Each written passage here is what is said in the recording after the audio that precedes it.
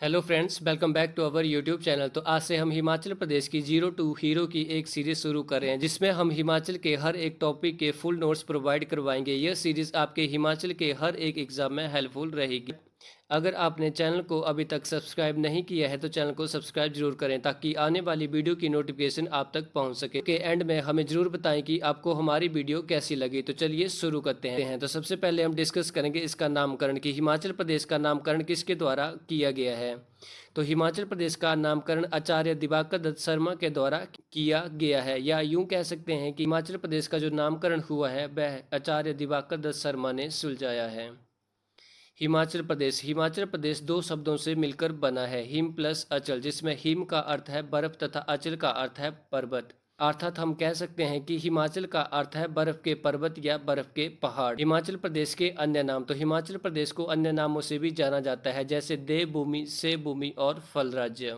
एग्जामों में क्वेश्चन पूछा जाता है कि हिमाचल डे कब सेलिब्रेट किया जाता है।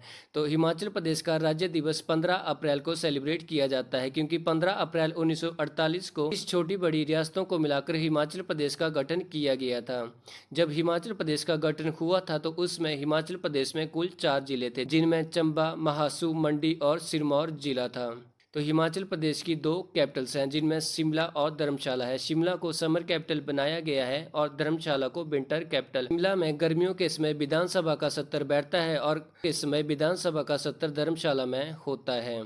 इसके बाद हम डिस्कस करेंगे राज्य के प्रतीक। राजकीय भाषा, तो हिमाचल प्रदेश की राजकीय भाषा हिंदी है।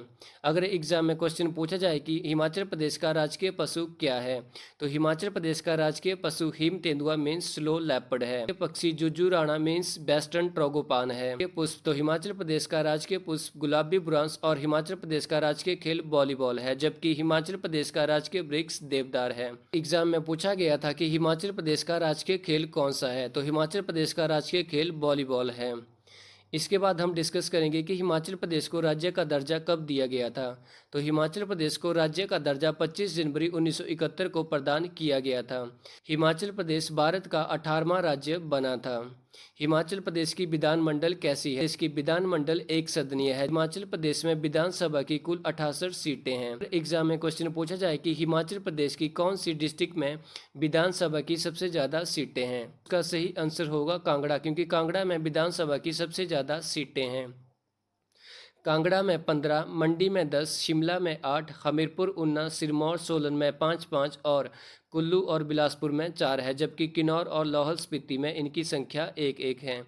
तो हिमाचल प्रदेश में कुल विधानसभा सीटों की संख्या 68 है। और एग्जाम में क्वेश्चन पूछा जाए कि भारतीय संसद में हिमाचल प्रदेश की राज्यसभा और लोकसभा की कितनी सीटें हैं, तो राज्यसभा की इसमें 3 सीटें हैं, जबकि बाकी 4 सीटें हैं। तो प्रेजेंट टाइम में राज्यसभा के 3 मेंबर हर्ष महाजन, सिकंदर कुमार और इंदु गोस्वामी है, जबकि लोकसभा के अनुराग सिंह ठाकुर, कंगना रनौत, भारद्वाज और सुरेश कुमार कश्यप हैं। इसके बाद हम डिस्कस करेंगे हिमाचल प्रदेश की डिस्ट्रिक्ट्स। तो हिमाचल प्रदेश में कुल 12 जिले हैं, जबकि पंचायतों की संख्या 3615 है। अगर एग्जाम में क्वेश्चन पूछा जाए कि हिमाचल प्रदेश में प्रशासनिक मंडल कितने हैं, तो हिमाचल प्रदेश में कुल प्रशासनिक मंडलों की संख्या 3 है, जिनमें कांगड़ा, मंडी और शिमला है। कांगड़ा के अंडर चंबा और ऊना डिस्ट्रिक्ट आती है, जबकि मंडी के अंडर बिलासपुर, हमीरपुर, लाहौल स्पीति और कुल्लू आते हैं, जबकि शिमला के अंडर किन्नौर, सिरमौर और सोलन डिस्ट्रिक्ट आती हैं। इसके बाद हम डिस्कस करेंगे हिमाचल प्रदेश का कुल क्षेत्रफल। हिमाचल प्रदेश का कुल क्षेत्रफल 55,673 वर्ग किलोमीटर है। यह भारत के क्षेत्र का 1.7% है। 2011 की जनगणना के अनुसार जनसंख्या, तो 2011 की सेंसस के अनुसार हिमाचल प्रदेश की कुल जनसंख्या 68,64,602 है। जनसंख्या की दृष्टि से हिमाचल प्रदेश का भारत में 21वां स्थान है। हिमाचल प्रदेश की मुख्य भूमि अक्षांश और देशांतर में, तो हिमाचल प्रदेश की मुख्य भूमि अक्षांश में 30 डिग्री 22 मिनट 40 सेकंड उत्तरी अक्षांश से लेकर 33 डिग्री मिनट 40 सेकंड उत्तरी अक्षांश तक है, जबकि देशांतर में 75 डिग्री 45 मिनट 55 सेकंड पूर्वी देशांतर से 79 डिग्री 4 मिनट 20 सेकंड पूर्वी देशांतर तक हैं। हिमाचल प्रदेश की समुद्र तल से ऊंचाई। तो हिमाचल प्रदेश की सी लेवल से हाइट 350 मीटर से लेकर 7000 मीटर तक है। हिमाचल प्रदेश का सीमा विस्तार। तो हिमाचल प्रदेश का जो सीमा विस्तार है वो इस प्रकार है। नॉर्थ में जम्मू कश्मीर, साउथ में हरियाणा, वेस्ट में पंजाब, साउथ ईस्ट में उत्तराखंड और ईस्ट में चाइना स्थित है। इसके बाद हम डिस्कस करेंगे हिमाचल प्रदेश की रेलवे लाइंस के बारे में। तो हिमाचल प्रदेश में रेलवे लाइंस की कुल संख्या 4 है, जिनमें कालका शिमला, नंगल ऊना, पठानकोट जोगिंदरनगर और बिलासपुर बानुपल्ली रेल मार्ग है। इसके बाद हम डिस्कस करेंगे एयरपोर्ट्स इन हिमाचल प्रदेश। हिमाचल प्रदेश में कुल कितने एयरपोर्ट्स हैं? तो प्रेजेंट टाइम में हिमाचल प्रदेश में कुल 3 एयरपोर्ट्स हैं, जिनमें बुंतर हवाई अड्डा जो कि कुल्लू में स्थित है, गग्गल कांगड़ा में स्थित है और जवाहर हट्टी शिमला में स्थित है। अगर एग्जाम में क्वेश्चन पूछा जाए कि हिमाचल प्रदेश का सबसे बड़ा एयरपोर्ट कौन सा है, तो हिमाचल प्रदेश का सबसे बड़ा एयरपोर्ट गग्गल हवाई अड्डा जो कि डिस्ट्रिक्ट कांगड़ा में स्थित है। रिवर्स इन हिमाचल प्रदेश। तो हिमाचल प्रदेश में कुल 5 नदियां बहती हैं, जिनमें ब्यास, सतलुज, चिनाब, रावी और यमुना नदी है। हम अगली वीडियो में हिमाचल प्रदेश की 5 मेजर नदियों के बारे में डिटेल में डिस्कस करेंगे और जानेंगे कि हिमाचल प्रदेश में यह नदियां कहां कहां बहती हैं और इनके वैदिक नाम क्या हैं। बहने वाली नदियों की कुल संख्या 5 है, जिनमें सतलुज, ब्यास, रावी, चिनाब और यमुना नदी है। तो सबसे पहले हम सतलुज नदी के बारे में डिटेल में पढ़ेंगे कि सतलुज नदी हिमाचल प्रदेश में कहाँ से एंटर करती है और इसकी लेंथ कितनी है। तो सतलुज नदी का वैदिक नाम स्तुद्री है, जबकि इसका संस्कृत नाम स्ताद्रु है।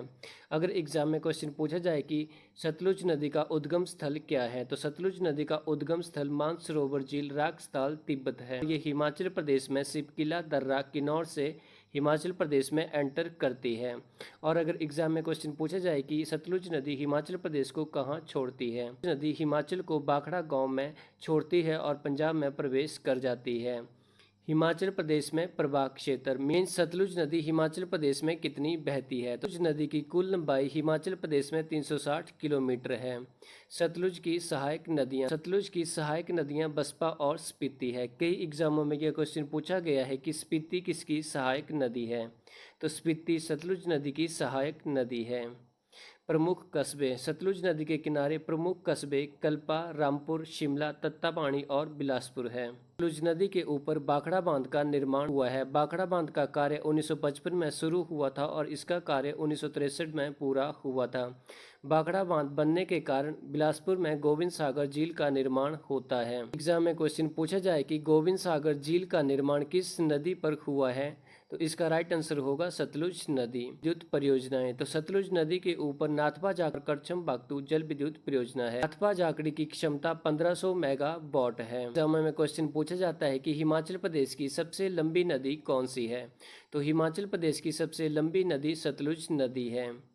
अब इसके बाद हम ब्यास नदी के बारे में पढ़ेंगे। तो ब्यास नदी का वैदिक नाम अर्जिकिया तथा संस्कृत नाम विपाशा है। उद्गम स्थल ब्यास कुंड है। दर्रे का पुराना नाम भृगुतुंग दर्रा है। प्रमुख कस्बे डी हमीरपुर कांगड़ा से बहती हुई मिर्थल नामक स्थान पर पंजाब में प्रवेश कर जाती है। हिमाचल प्रदेश में प्रवाह क्षेत्र मीन्स इसकी टोटल लेंथ कितनी है, तो यह हिमाचल प्रदेश में 256 किलोमीटर बहती है। तो ब्यास नदी की सहायक नदियां ऊहल, लूणी, पार्वती, बाणगंगा और कुना है।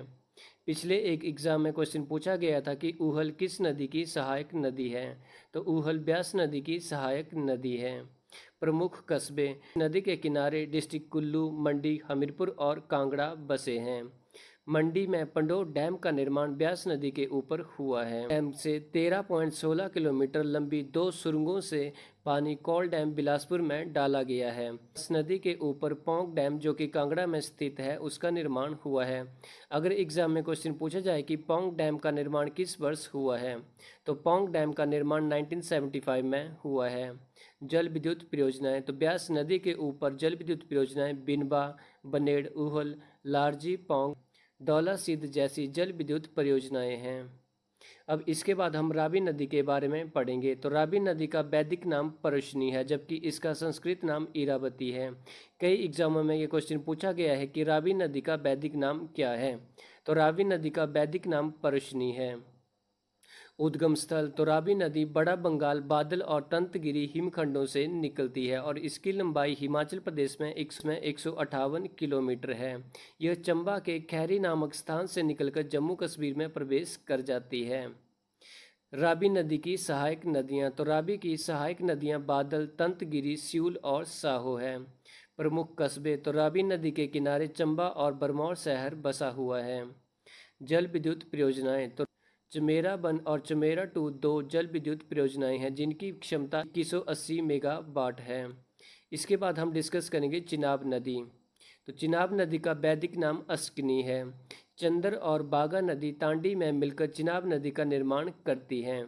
चिनाब नदी की सहायक नदियां तो चिनाब नदी की दो सहायक नदियां हैं, चंदर और बागा। चंदर और बागा तांडी में मिलकर चिनाब नदी का निर्माण करती हैं। चिनाब नदी की कुल लंबाई तो चिनाब नदी की हिमाचल प्रदेश में कुल लंबाई 122 किलोमीटर है। यह चंबा के बुजिन से जम्मू कश्मीर में प्रवेश करती है। प्रमुख कस्बे तो चिनाब नदी के किनारे प्रमुख कस्बे तांडी और उदयपुर हैं। कई एग्जामों में क्वेश्चन पूछा गया है कि हिमाचल प्रदेश की सबसे बड़ी नदी कौन सी है। तो हिमाचल प्रदेश की सबसे बड़ी नदी चिनाब नदी है पानी के घनत्व की दृष्टि से। इसके बाद हम डिस्कस करेंगे यमुना नदी। तो यमुना नदी का वैदिक नाम कालिंदी है। इसका उद्गम स्थान कालिंद पर्वत यमुनोत्री उत्तराखंड से होता है। यह ताजेवाला नामक स्थान पर हिमाचल प्रदेश को छोड़ती है। यमुना की सहायक नदियां तो यमुना की सहायक नदियां पब्बर, टॉन्स और गिरी हैं। कई एग्जामों में टॉन्स और गिरी के बारे में पूछा गया है कि यह किसकी सहायक नदियां हैं।